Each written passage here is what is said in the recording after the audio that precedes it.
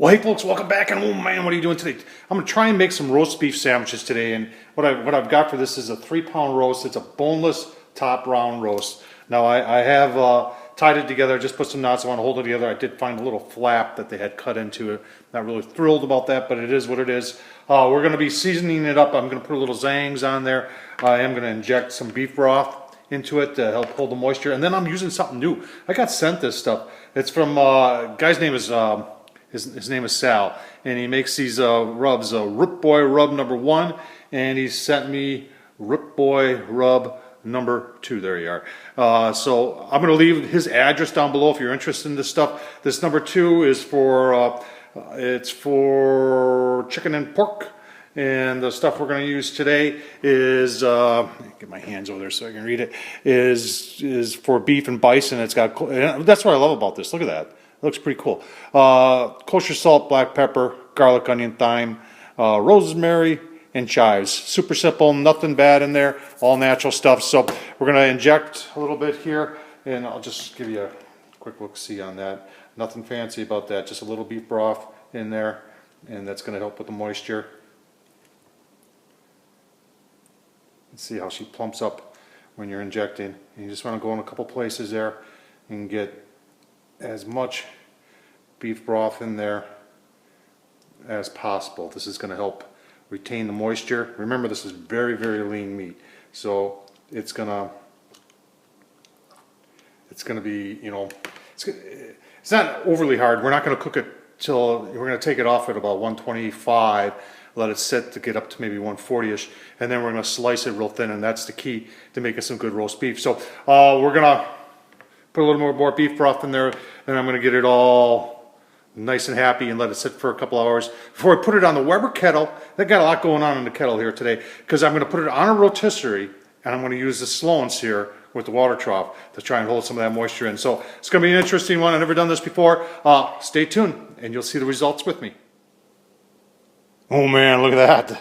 I tell you what, this Rootboy's Rub #1 beef and bison rub, the smell in here is just phenomenal.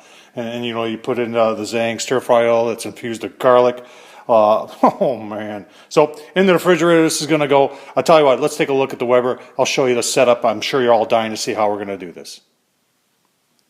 Alright folks, let's take a look at the setup there. I've got one of my Webers just set up with rotisserie on it. This is the only fire rotisserie, not the Weber. Should have gotten the Weber, or should have gotten the other only fire rotisserie that has a flange that comes over this like this. This one doesn't, and I did a mod to it by putting a piece of aluminum flat stock in there, and it works. It seals it off a little bit better, but she still runs a little warm. You can see I've got my slow and sear in there. I am using Royal Oak hickory in there. I've got 1 lighter cube in the middle, 2 chunks of cherry. I am going to put water in the water trough. I got a drip tray. All I'm missing here is my beef to put in there. So we'll get this fired up, and we'll give you a look-see once the rotisserie's turning. Stay tuned for that. Yeah, smoke rolling on the Weber Kettle there. You can see this is the modified Weber Kettle. I did not long ago, and there's a video of it, Tom Horseman at YouTube, where I did 6-inch extensions on my Weber kettles.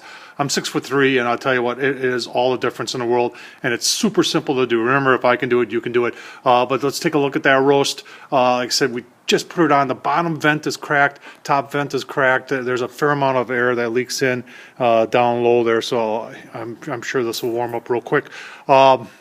I'm going to take this roast up to 120. I think I said 220 before. No, 120. That's rare. And then I'm going to wrap it and let it finish cooking by itself. And that should take it up to about a medium rare. So let's take a quick look at it, shall we? Except we're just coming up to temp here. The smoke and steam clear.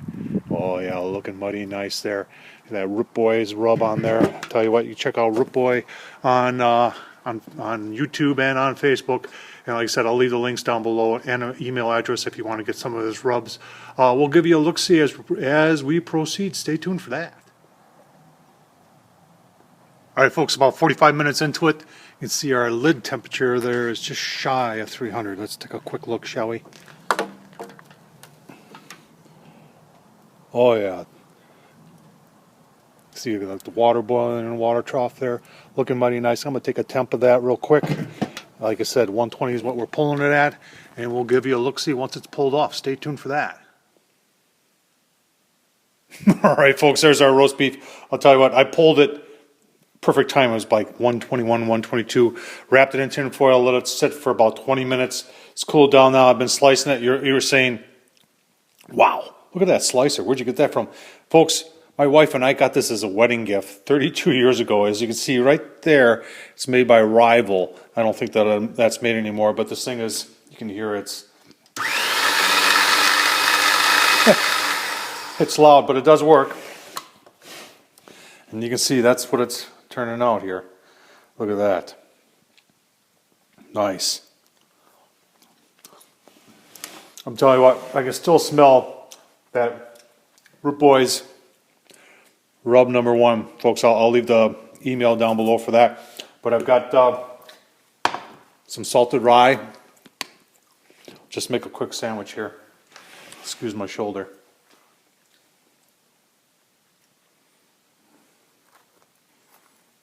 Look at that.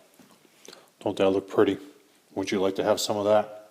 And then I've got some au jus out of a can, I'm sorry. Actually, it was out of a bottle. I did take what little drippings there were and put it in the au jus. Take a quick taste test here. In the au jus. Look at that, folks. Oh, man.